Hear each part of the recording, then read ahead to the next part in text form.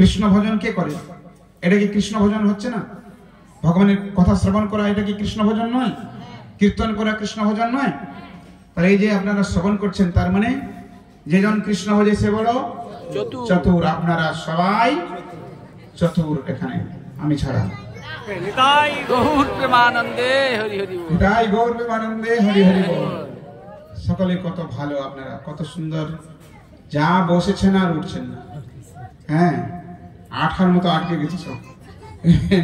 খুব ভালো লাগছে সবাইকে, কিন্তু ভালো লাগলে কি হবে, এখন সময় তো হয়ে গেছে না, তাই এটা একটু কিছু সময়ের জন্য বিশ্রাম রাখতে হবে।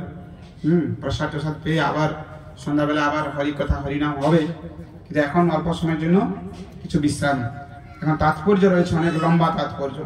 ভগবদ গীতায় পরমেশ্বর ভগবান শ্রীকৃষ্ণকে পুরুষোত্তম বলে বর্ণনা করা হয়েছে। তিনি কেবল তার দেহ নির্গত রশ্মির ছোটা ব্রহ্মজ্যোতিতে নির্বিশেষবাদীদের আত্মসাৎ করে মুক্তি দান করতে পারেন। ভগবান মুক্তি দান করেন। মুক্তি দান করা মানে তারা যারা ব্রহ্মে লীন হয়ে যায়, হ্যাঁ, এটা মুক্তি। যারা নির্বিশেষবাদী নিরাকার মনে, তারা কি আরাধনা করে? ব্রহ্ম জ্যোতির আরাধনা করে। তারা মনে করে যে ভগবান মানে একটা লাইট, জ্যোতি। ভগবান মানে একটা জ্যোতি, ভগবান একটা ব্যক্তি, হ্যাঁ না? জ্যোতিটা আসছে কোথা থেকে? জ্যোতিটা যে আসবে কোথা থেকে আসছে? আর ভগবানের শরীরের অঙ্গ জ্যোতি, হ্যাঁ, অঙ্গ জ্যোতি। যারা নির্বিশেষবাদী তারা মনে করে ভগবান মানে একটা জ্যোতি।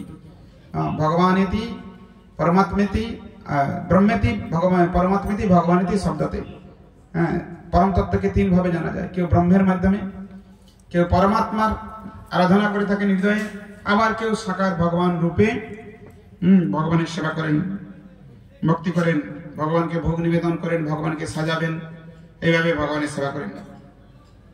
ব্রহ্মজ্যোতি ভগবানের থেকে ভিন্ন নয়, ঠিক যেমন উজ্জ্বল সূর্যের উজ্জ্বল কিরণ সূর্যমণ্ডল থেকে স্বতন্ত্র নয়।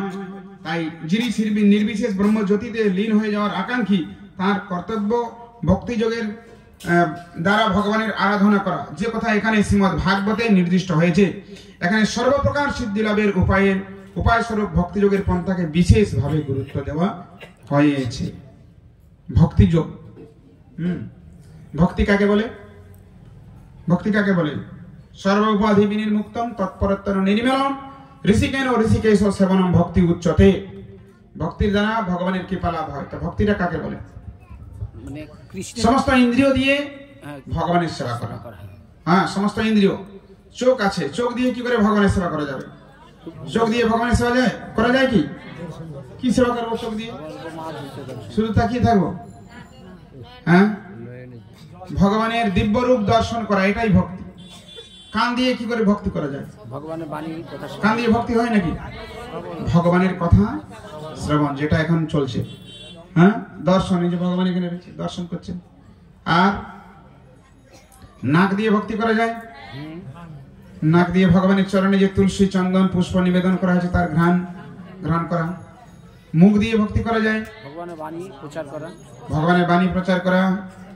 আর প্রসাদ, মানে খিদা লাগছে, আচ্ছা, প্রসাদটাও অবশ্যই, প্রসাদ গ্রহণ করা এটাও ভক্তি। তাহলে খাওয়া দাওয়া করা ভক্তি, হ্যাঁ কিনা? খাওয়া দাওয়া করা ভক্তি। প্রসাদ ভাগাড়ের জিনিস খেলে ভক্তি নয়, সেটা ভাববেন। প্রসাদ নিতে হবে, তাহলে সেটা ভক্তি। যে কোনো জিনিস খেয়ে নিলাম ভক্তি হয়ে গেল তা নয়। হ্যাঁ, তো প্রসাদ গ্রহণ করাটা ভক্তি। আচ্ছা, তাহলে চোখে মুখে নাকে কানে ভক্তি হচ্ছে কিনা? আচ্ছা, পা দিয়ে কোনো ভক্তি হয়? পা দিয়ে কি ভক্তি করবে? হ্যাঁ, নৃত্য করা। হাত দিয়ে ভক্তি করা যায়, হ্যাঁ, গুরু বৈষ্ণব সেবা, ভগবানের সেবা, ভগবানের জন্য ফুল তুলে নিয়ে আসা, মালা গাঁথা, ভগবানের বাসন পরিষ্কার করা, সবকিছু এগুলো। তো দেখুন, তাহলে হাতে পায়ে চোখে মুখে নাকে কানে ভক্তি করা যায় কিনা? অনেকে অজুহাত দেখায় কখন ভক্তি করব।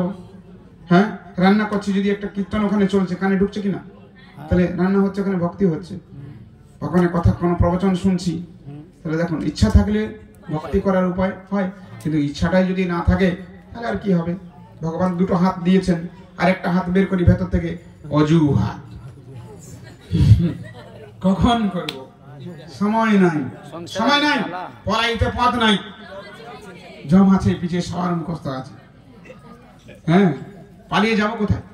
হ্যাঁ, জানি না, পাগল। হ্যাঁ, তা এখন অনেকটা সময় গড়িয়ে গেছে তো, আর বেশি সময় নেওয়া যাবে না। এখন একটু হরিনাম করে শেষ করে দেবো। ওখানে আরতি হয়ে গেছে নাকি? আরতি করে নিয়েছে? আরতি এখনো হয়নি? আরে লোক খিদায় চমচো করছে পেট।